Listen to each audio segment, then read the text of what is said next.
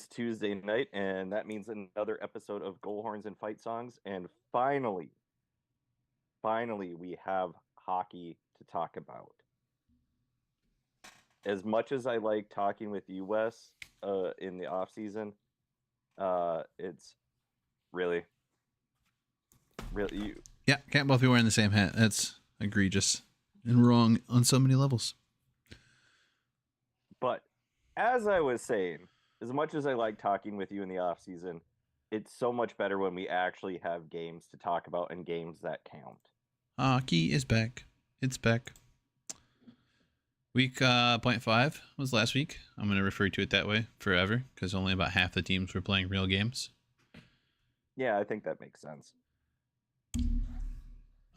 This week is week 1, and Denver's taking the early bye. Will not be playing this weekend, but I think a lot of week 0.5 went as we kind of expected, especially the exhibition games.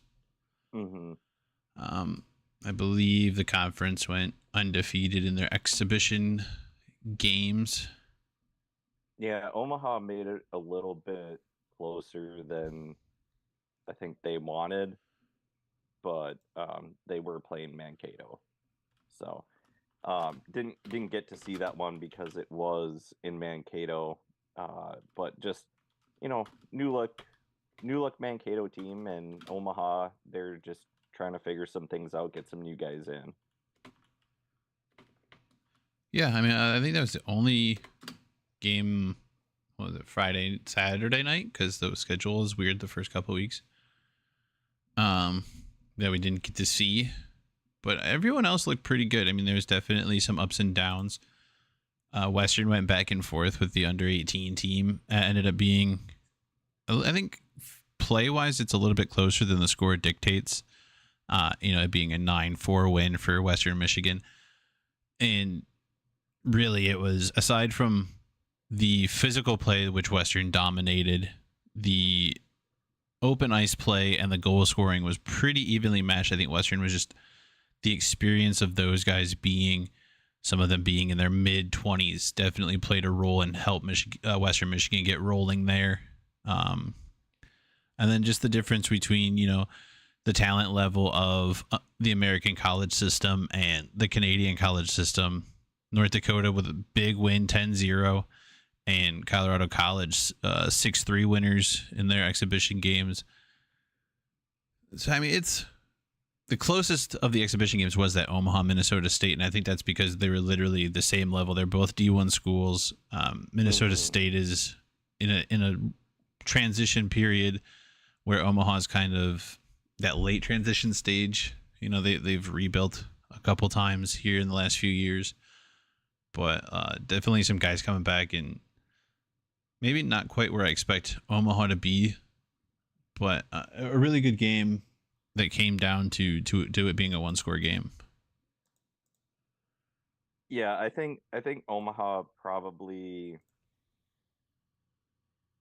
I think they probably wanted more just based off of what they produced last year, and going up against a school that has a very different roster than they had last year in Mankato.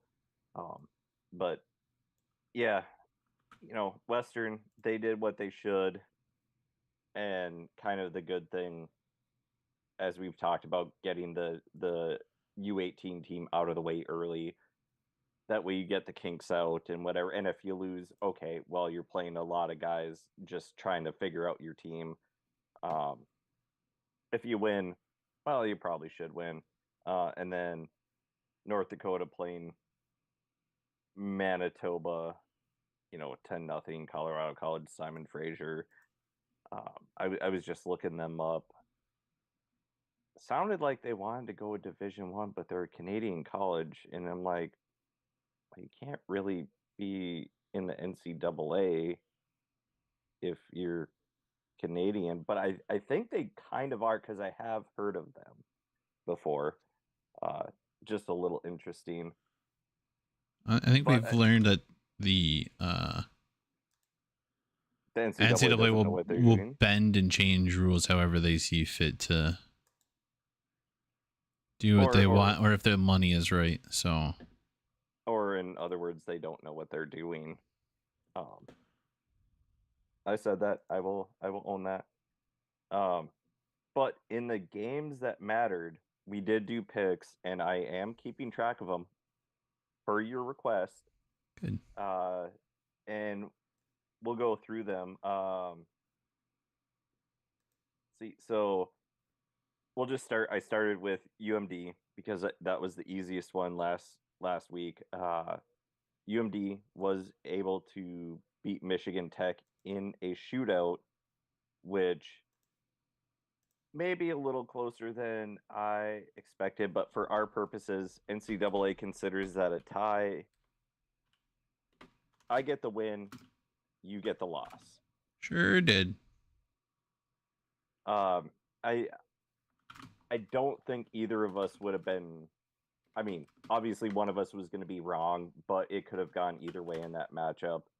Uh, Michigan Tech they're always a fairly strong program, and UMD is kind of in the second year of a little bit of a rebuilding year.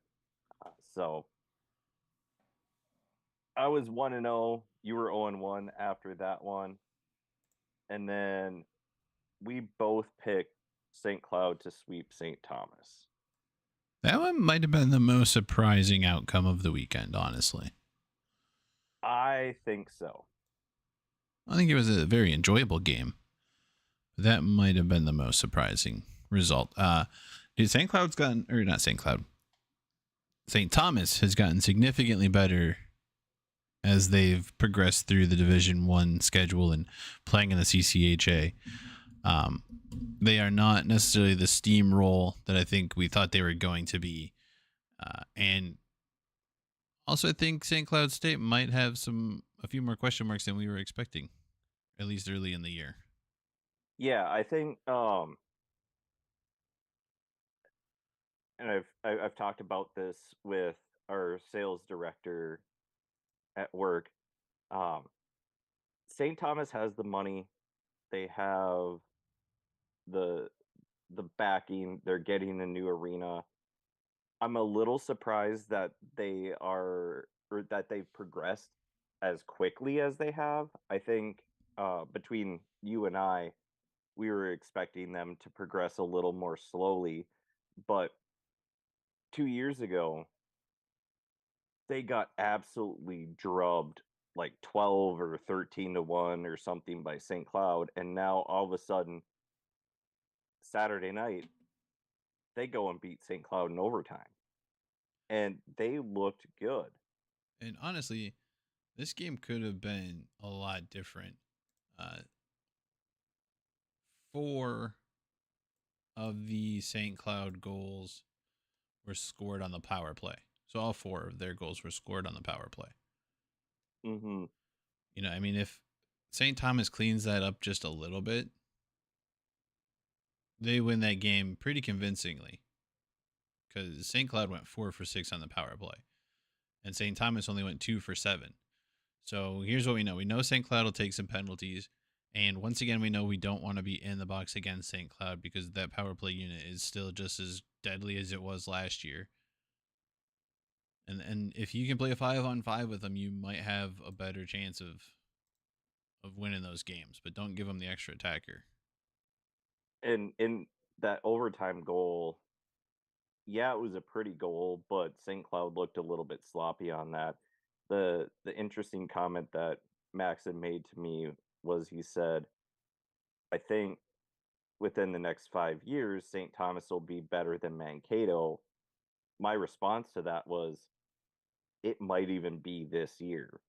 I mean, St. Thomas was picked higher than Mankato this year. And again, I think a lot It, of that was just due to the fact that they are in a complete rebuild. They lost 90% of their team to Wisconsin when the coach moved over there, and St. Thomas is in year 3 of building a being program. a Division 1 program. Yeah, so I mean, they have a little bit of continuity. They're gelling. They've had the same adversity. They're using that adversity to their advantage of knowing that like we've bonded over something. We're building something here. Those type of things I can't be discounted, I don't think. And really, again, the St. Thomas team looks a lot better than we have seen in the past. Their only issue, really, they got to stay out of the box. Yeah, and I think they'll clean that up. Um, I I don't like St. Thomas for various reasons, um, but personal things and tennis and whatever aside, I think they're doing well and they're going to move forward and they're getting a new arena. Like I said, they have the money. It's St. Paul. You have an NHL team right there, direct competitors with the Gophers. And for the hockey players, St. Thomas has it's kind of like Arizona State. There's some pretty attractive women that go there. So guys are going to want to go to St. Thomas versus maybe some of the outstate schools but between or not counting University of Minnesota. So St. Cloud sweeps you and I The St. Cloud splits. or yeah, splits. I was looking at my notes. Um Your notes are wrong. and well, I had I'm fucking with you. so St. Cloud splits. We each get one game out of that. So I'm 2-1. You are 1-2. Denver against Alaska Fairbanks. I had Denver winning on Friday, losing on Saturday. You had them losing on Friday, winning on Saturday, and they swept Alaska. So we came out of that evenly. Did not. I didn't watch a second of either of those. No, because they were at Alaska Fairbanks, so Yeah, they were on Flow TV, I think. yeah. I think I still have a subscription, but I did not watch a second of either of those, and they would have been late at night. Um, Denver goes two so for seven on the power play.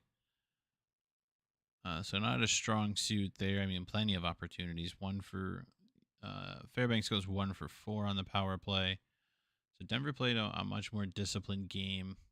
They outshot the Nanoks 31-23 on the Friday game, but definitely found the back of the net numerous times. Both Jack Devine and Kent Anderson each had 2. McCade Webster, Aiden Thompson, and Boston Buckberger each had 1. That is a name. say that Somebody's 5 times fast. somebody's parents like the alliteration there. And then Saturday, a little bit closer of an affair. Not much closer. Denver wins 5-2. Let's see what they did here. Again, 2 for 7 on the power play. All right, Nanox. Just 14 penalties. Good lord. Fairbanks goes 0 for 5 on the power play. Devine with 2 more goals in the Saturday game, so he's got 4 on the year already. Good start for him. I mean, I almost wish that they were playing this week just so he could keep that going. But at the same time, I don't, because he wears number 4, and we all know how Western fans feel about the number 4. Yeah, yeah, we do. Uh, so with the Denver sweep, we had it as a split. I was 3-2, and you were 2-3. And then we had Miami against Ferris getting swept, and they did not get swept. They actually produced a win.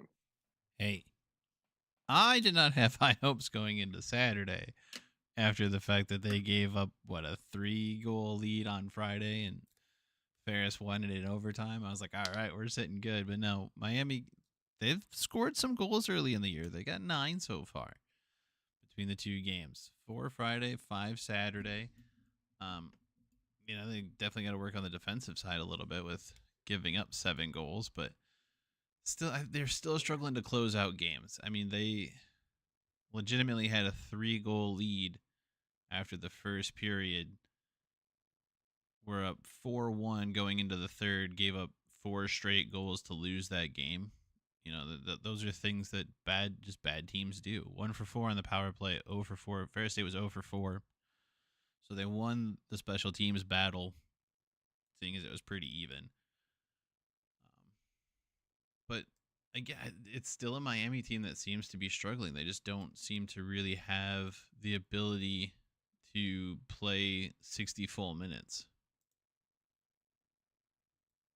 Yeah, they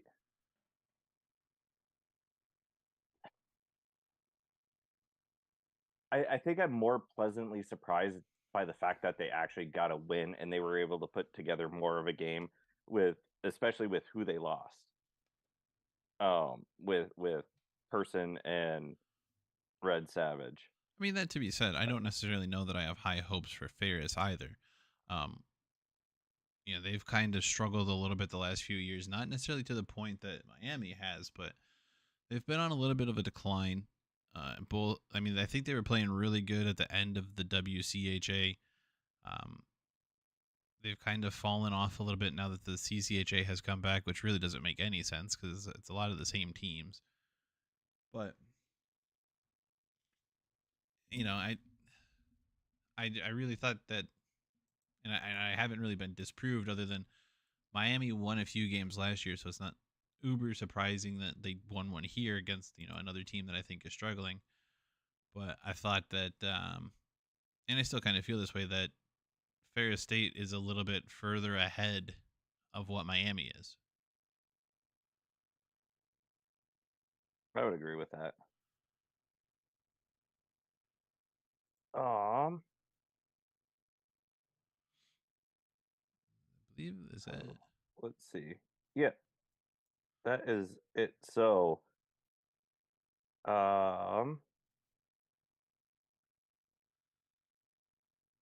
after those weeks, or well, those games and this weekend, we sit at I am 4-3 and you are 3-4, which Woohoo! really the only difference was I was a homer and you were not. Yeah, I mean, really, if we want to get technical and go by NCAA rules, we're 3-3-1. But We but we but we already are established we this. are fans, and fans count. Don't whoever's got the most goals on the scoreboard at the end of the game, no matter how they get there, is what we count as a winner or loss. So we will count the shootout, the exhibition shootout, as the decider. You can have your win. I was gonna count it regardless. As you should. You gotta take all the wins you can get. You're a Vikings fan. And a Twins fan after today. That was that was bad. But anyway, Anyway, this week, as Wes mentioned before, 7 of the 8 teams are in action. All with 6 out of the 7 have series, uh, full series, with the exception of North Dakota playing in the icebreaker. I have my picks.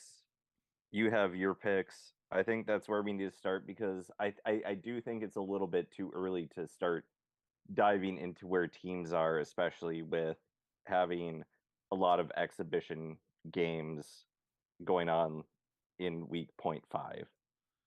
yeah, a little bit of a odd schedule once again. Short week.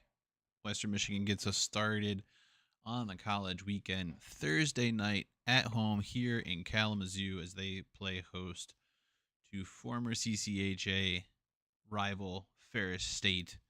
That is game 1 of a home and home that will be played Thursday and Friday. I give the win here to Western Michigan. It's the first game of the season in front of the Lunatics. It's going to be bumping. It's Thursday night.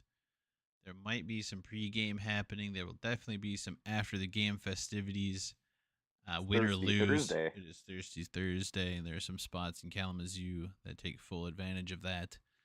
Um, it'll be Western usually gets off to a pretty good start. They always play Ferris pretty tough. Ferris plays Western pretty tough. I like what I saw from on the offensive side of the game against the U18 team. I think defensively there's some stuff to improve on, but I definitely see Western getting off on the season to a 1-0 start. Yeah, so I take Western game 1. Well, I take them game 1 too, and I just did them by series. So I have Western sweeping the series, especially if just going off of what we know from Miami and Miami playing Ferris to a split. I think Western is a far more talented team. And so I have Western sweeping the series, even though it is a home and home. I think they will go up to Ferris and win that second game as well. I believe I predicted Western to sweep here when we did the first 10 for Western.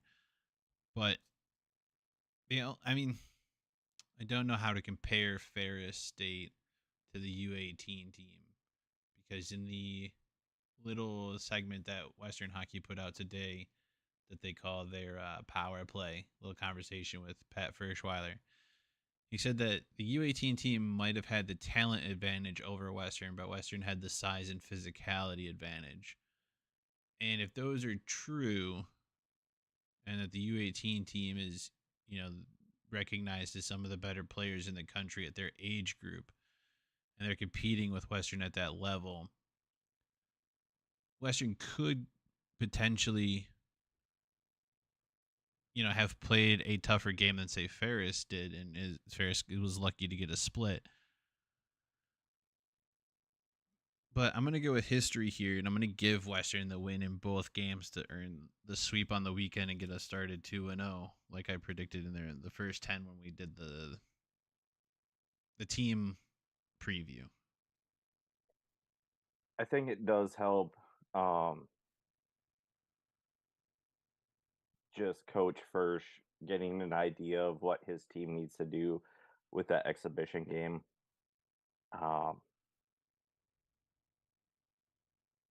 I just think the talent advantage that Western has over Miami is going to be too much to overcome Ferris? for Ferris. Well, Oh, too gotcha, much gotcha, to gotcha. overcome for yeah. Gotcha. Okay, you're Like I comparing think Western to Western is Miami.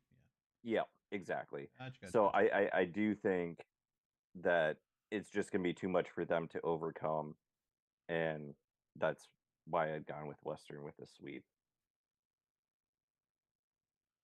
Which series do you want to do next?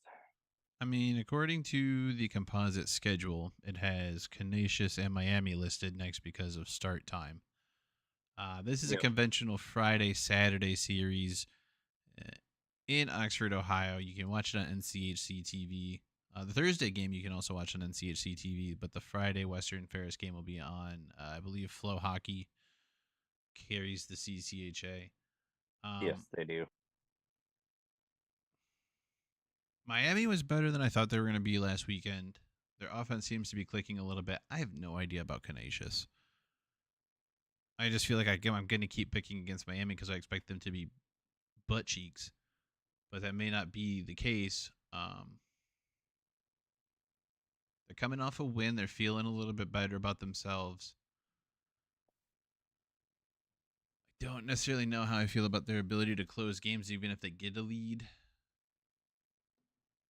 And again, I have zero clue about Canisius. It's so early in the year that I haven't even thought about paying attention to outside conferences.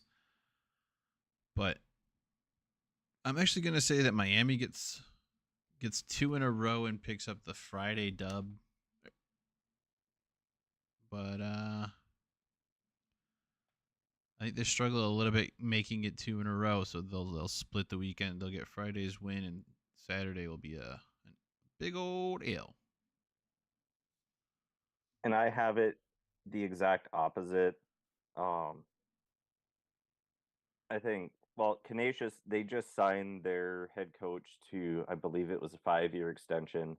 I did see that on Twitter over the weekend or yesterday, one of the two. Um, I think Miami, uh, Canisius, I don't know a lot about them. I think they're kind of middle of the pack. And with what Miami did this weekend over Ferris, I think they're going to struggle game one and they're going to take the L in game one and then they're going to make the adjustments for game two, kind of like what UMD has a habit of doing when they do lose game one. Uh, so I have Miami winning, or sorry, was looking at what I just wrote down for yours. I have Miami losing on Friday, but winning on Saturday and making that adjustment. See, I think Miami sucks at making adjustments, which is why they have They trouble did it closing again. out games, and why they're probably going to lose on Saturday. So, as my Hey, daughter has learned to do.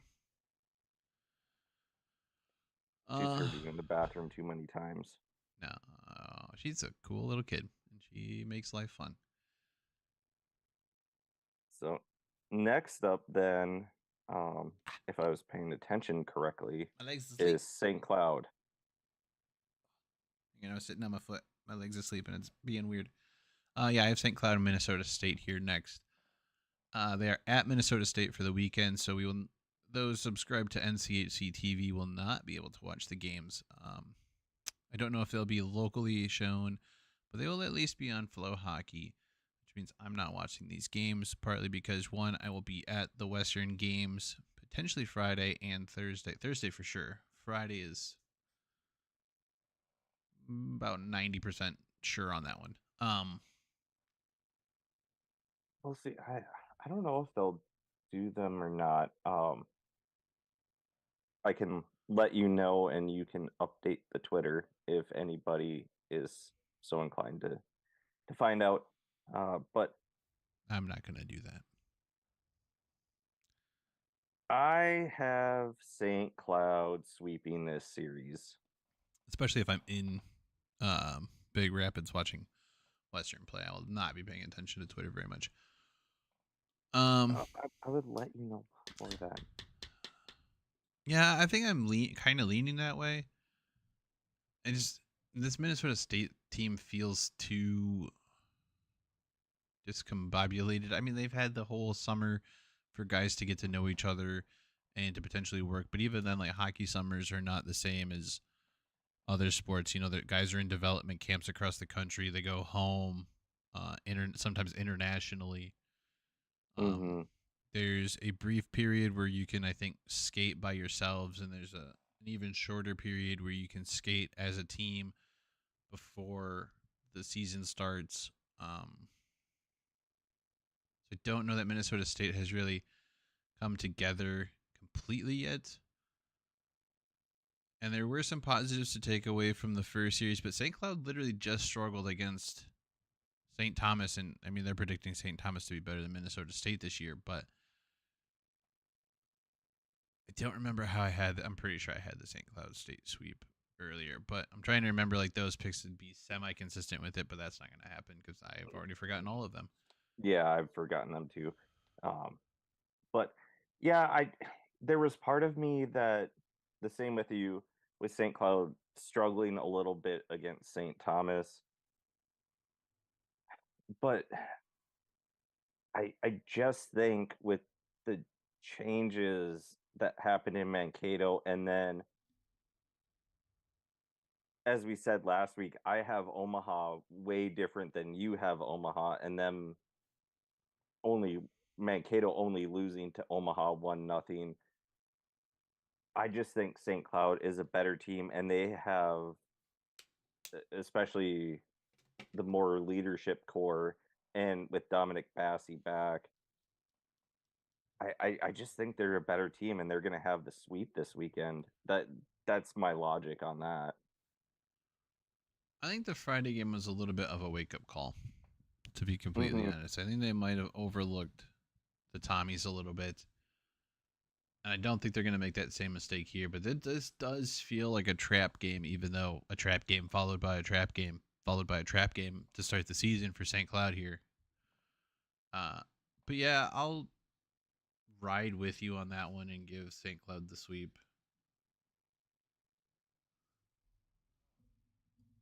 And it's I don't know, Mankato can be a tough place to play, but I don't quite see it. St. Cloud, they played in tougher environments than Mankato. Let's see. What is next? I have Northern Yeah. Michigan at your Minnesota Duluth Bulldogs. So I will let you go first on this one since I went first on the last one. I am trying to see what Northern Michigan did this last weekend. At least who they played. All right, they have not played yet. This is their season opener, season starter here. They are 0-0 on the season. So we got a Ooh. leg up on them. We got a game on them. Yeah, I don't like that. Um, yeah, you guys played your one series against Michigan Tech. I'm gonna go with a split. I'm gonna give Duluth the win on Friday. Northern the win on Saturday. That's exactly how I had it. Yeah, I think Northern Michigan will take the first game to kind of knock the rust off, to wake the legs up, to get the boys used to hitting somebody else other than each other for however long they've been practicing. Um, and honestly, I think it is a disadvantage to come into this game not having at least played an exhibition game. It's a bold strategy cut, and let's see how it works out for them. That 100% was my mindset. I think UMD having that actual game versus Tech helps them on Friday and gets them the W. But once Northern Michigan, because they're no slouch either. They've been near the top of the CCHA since it's come back. Uh, I think they have, like you said, that wake up call that St. Cloud had for Saturday. They get that on Friday, and they come back and they take the win on Saturday against my Bulldogs. So we have it the exact same for UMD in Northern Michigan. Next is the Icebreaker Tournament. Game 1 is Army versus North Dakota. It will not be an easy game whatsoever. Army, Air Mhm. Force, these are teams that you do not really tire out and take advantage of late in the game. Um, they're generally some of the best conditioned teams that any team will see in the season. Um, there's still a lot to see about this North Dakota team and exactly where they match up. I will say that I think they'll get the win over Army on Friday. Um, I think that the skill set there is the skill gap there is too broad in favor of North Dakota. But Army will work hard to try and play the game well. They'll probably be a heavy team. They'll body up, but if North Dakota gets space, I think they have enough skaters and enough talent that they could bury some pucks. And really, it kind of depends on how Pearson plays in net for them, or excuse me, Person plays in net for them. Uh, and if Army's able to just fire enough shots to keep him kind of busy and wear away at his ability to play the game. Yeah, I have them beating Army as well, and exactly what you said. I think the talent gap is heavily in favor of North Dakota, but conditioning wise and physicality wise, that's what these guys are there for. They their schooling, it's physical, it's conditioning. They're they may not be the superstars of tomorrow for the NHL, but they're going to work their asses off, and you have to be ready to play them. So I think it's going to be a close game, but um I think North Dakota wins on Friday in their first round against the Icebreaker, or in the Icebreaker. And then Saturday they play uh Mankato 2.0 in Wisconsin, and I have that as an L because Mike Hastings and 90% of Mankato's roster are in Wisconsin, and that is a very talented roster, I believe. Uh, it'll be interesting to see how that roster transitions both to Big Ten play, playing potentially some of the best teams in the country in Minnesota and Michigan. Um, there's a lot of talk mentioned about how the CCHA isn't necessarily as strong as the NCHC or the Big Ten or these other things. So it'd be interesting to see how their season goes. But yeah, I do think that they're a team that has probably more experience together than it would the uh than you would think, considering you're going to see like, oh, transfer, but they all transferred together. Hmm. They know the coach because they transferred with the coach. So they're not learning a new system. They're not learning a ton of new guys. Um, Really, they just changed locations. It's like when the Montreal, or not the Montreal, the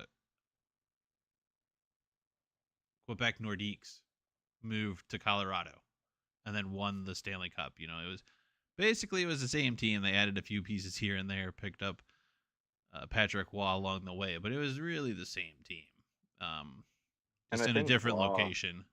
I think Waugh even had 1 year with the Nordiques. I can't quite remember, but I mean, that's Avs fans will, when you go after him, be like, "You were gifted this Stanley Cup because your team was in the finals the year before." They're like, "No, we want." No, it was the team, and that's like you said. That's Wisconsin. It's Mankato basically moving. So yeah, I do think that North Dakota will struggle a little bit against that team and will fall on the Friday to split the weekend, just as you have. Um, we'll keep it rolling here.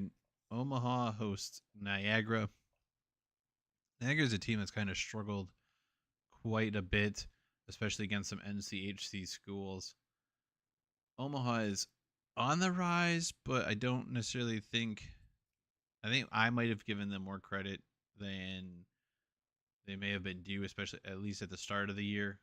We may see that when everything shakes out, they could be right where I kind of had them at the end of the year. But I'm gonna go with Omaha to win Friday.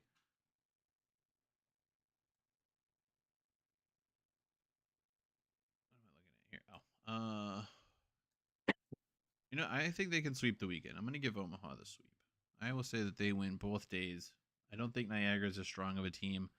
I think Omaha, while they may not be as strong as I think they are supposed to, or I want them to be, I think they're significantly better than Niagara, and it'll show. So I would give them the sweep. That's where I had them too. I had Omaha sweeping the weekend. Um, yes, they did only beat Mankato 1-0, but that was an exhibition game. I didn't put too much stock in that in that sense where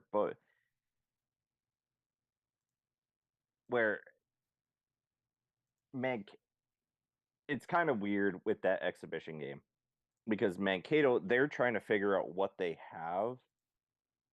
In Omaha, they know what they have, but they were just trying to get some of the newer guys in the system, get them some game action, um, not practicing. So it depends on how you're looking at things, and I think Omaha is a better team than what they showed against Mankato just because of what they were trying to accomplish in that exhibition game. So I have Omaha sweeping against Niagara. I just don't think Niagara's that good of a team without knowing anything about them. Yeah, I really only know the history that I've seen of them. I think Because they did they give North Dakota a pretty good run last year, though, if I remember right. it was last I think it was last year because 2 years ago North Dakota kind of gave them the runaround, but last year I think they were a little bit more competitive. But Niagara, they do have a history with the NCHC in recent years, and I think Omaha is a little better fit for them. But yeah, I just think Omaha is that exhibition game. It's not as telling as this weekend will be, just for the guys that'll be healthy scratches. And then And finally, well, we got to go back because we missed Colorado College and Union. that's the last one that I had. That's what I was gonna Oh, say. And that's why finally, I was looking at Saturday, and they play earlier Saturday. So Duluth, Northern Michigan is like the last one listed on Saturday. yeah, finally, I kind of just went off the I went on cuff and Friday. I see I was gonna Friday. just Yeah, I was looking at the Saturday though. and they play Union. So they last played in 2021 when this team was still, Colorado College was just starting under their current coach. They did not have uh, Imberco, who I think has made that team significantly better. But at the same time, I do think they still have their struggles. Um, they played well in their exhibition. Maybe not as good as we kind of thought they would. I think 6-3 is closer than that score should have been. I do believe that they brought in their backup goaltender. Or maybe they played their backup goaltender. Let me see. Make sure.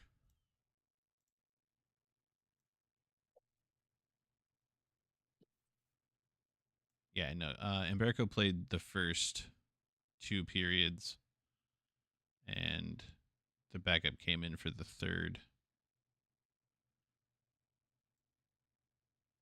I mean, they played both goalies. The backup gave up two, Emberico gave up one to the Canadian school. Again, I think if they play defense like they did at the end of the year, if they could keep that rolling, they're going to be a much better team. But I don't know that they necessarily get right off to that. So I'm going to say they split. Um, and it's going to be a Friday loss and a Saturday dub. And I'm just making this note. I do think they split. I have it the exact opposite of you, which that sentence is completely stupid because um, there's only two options, so there's only one way for it to be the exact opposite. Uh, but I think CC comes in Friday, pumped up, being in their barn, you know, non-exhibition game. The fans are going to be amped up, ready for college hockey to start. I think they're going to come out flying. I think they struggle on Saturday because they're going to have a little bit of a high, and then they struggle on Saturday and take the L.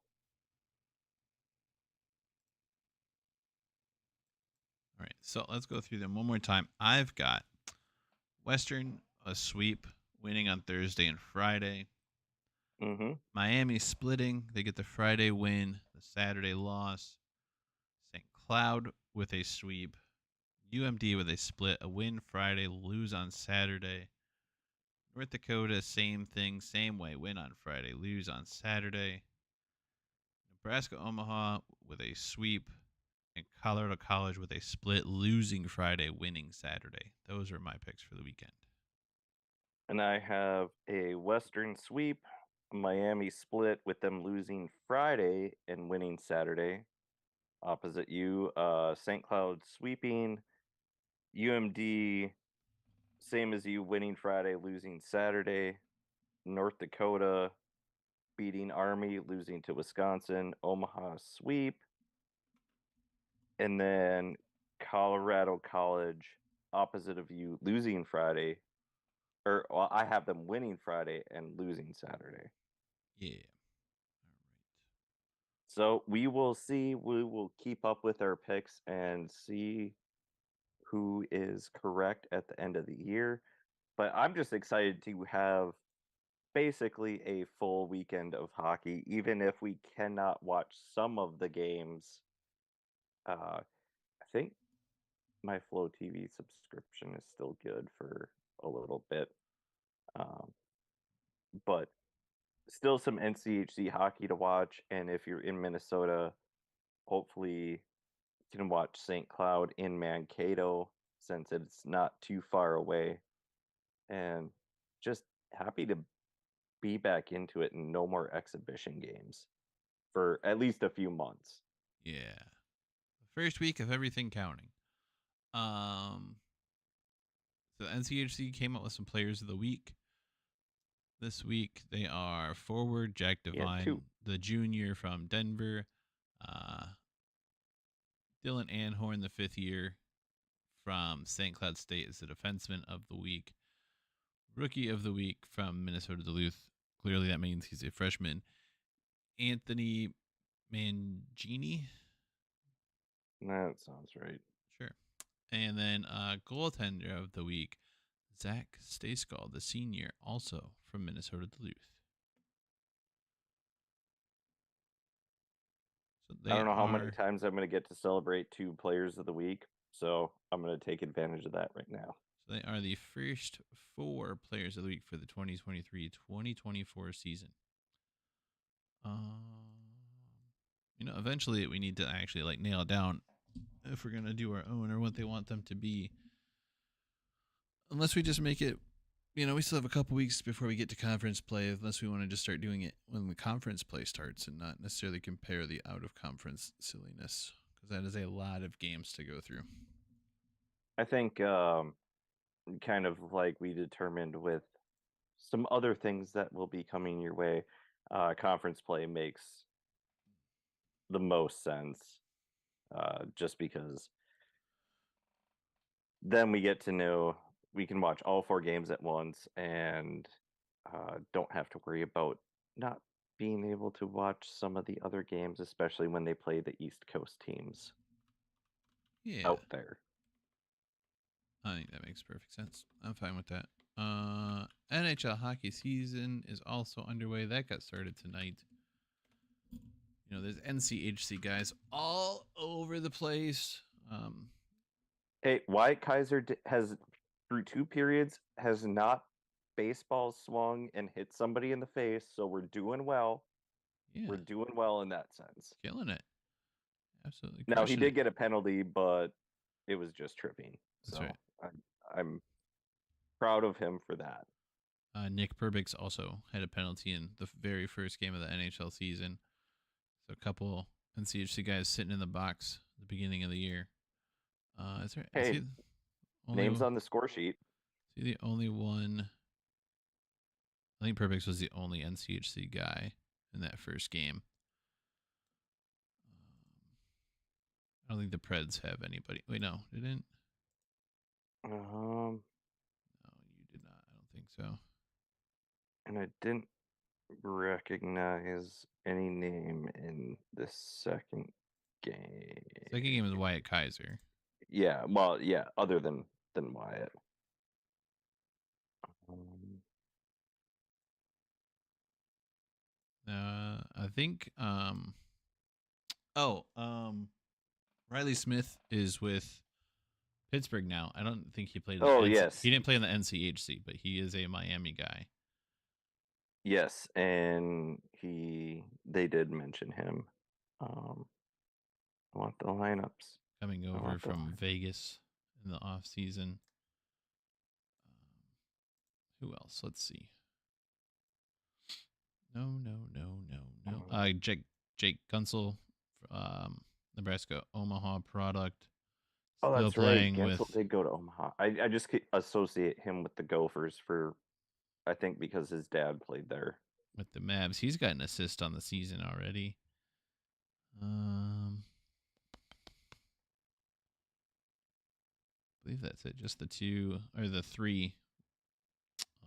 Kaiser being, I think, the only one of them who actually played NCHC. Oh no, Gensel played NCHC time. He was very beginning of the NCHC.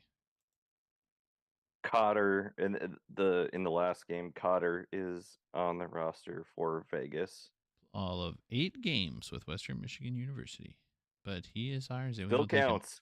Still counts. He still counts. He suited up for 8 whole games, which it would have been fun to see him play more games in the brown and gold, but not to be. And then also, that Seattle team led by head coach Ron Hextall, longtime North Dakota head coach. Except his name is not Ron Hextall. No, it's not. He's it's the other Dave, one. Yeah. It's Dave Hackstole. Yeah, there's too many of those fucking names in the NHL. You got fucking broadcasters, GMs, head coaches, all similar freaking names. There's a reason I only pay attention to 8 teams, okay?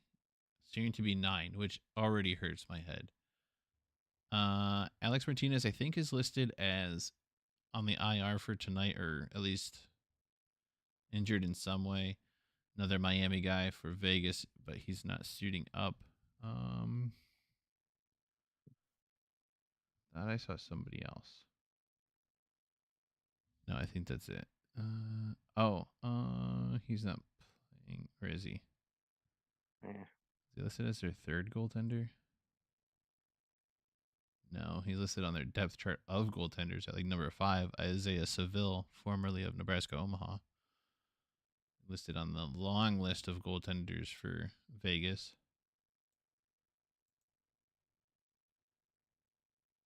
Does Dave have any former... Ooh, Wes McCauley's on the call for that game. Players.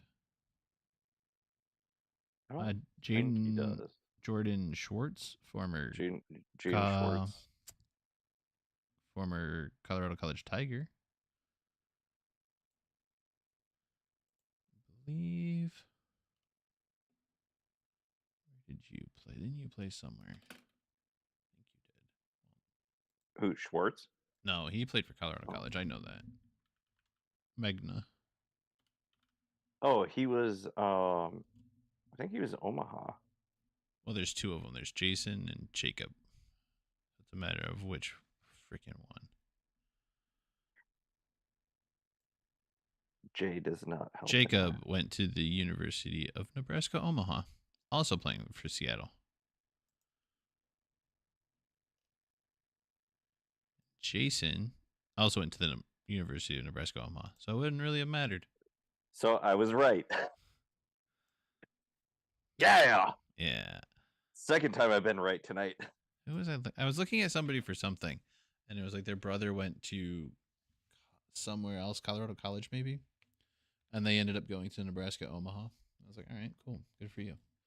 I don't remember who it was.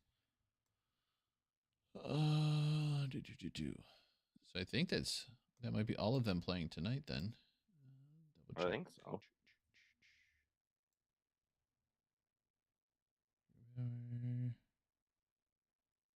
Ooh, you know what? It might have been one of the Olafsons. Because one of them also, I believe, went to Nebraska Omaha. But that's for a different time. And when I was gonna say we'll figure that out for next week. I just squirreled really hard. Wait, didn't you? Where'd you play? You played somewhere, didn't you? Yeah, I have fallen down a rabbit hole. Hang on. For the love of God. Listen. Stop. No. Don't tell me what to do. I have begun digging a hole, and I cannot stop. Well, I will just leave this and let you finish the podcast by yourself. What time does that Vegas game start? Because I might just roll this on into a watch along. Oh! Well, if you do that, good for you. I'm headed to bed. Hey, come back. Come back. Oh, you wascally wabbit. Come back. That is so unhelpful. Chrome.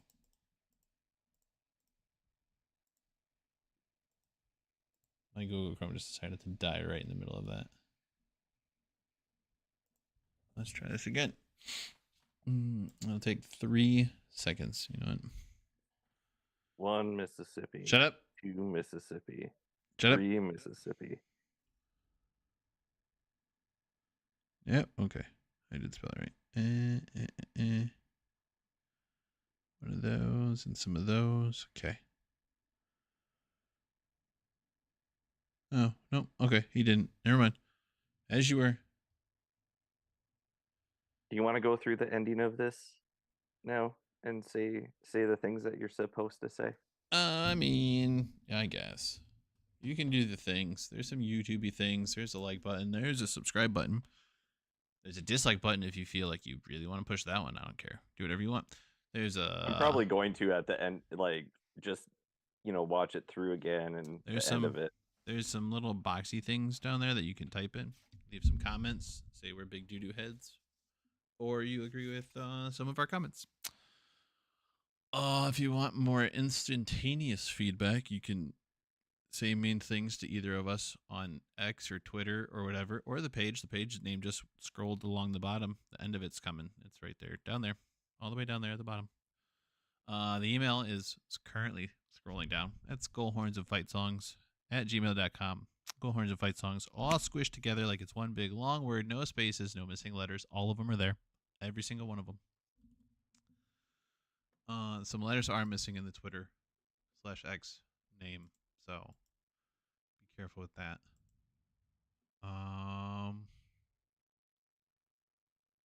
What else? Oh, that could be a Y. I have 85 tabs open on Google Chrome. Squirrel. There are so many comments to be made about that, and I'm going to refrain from all of them.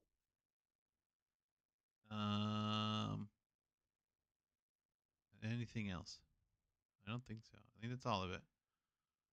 No, other than that, every once in a while your white jersey blends into the background, and you're just a floating head. That's okay.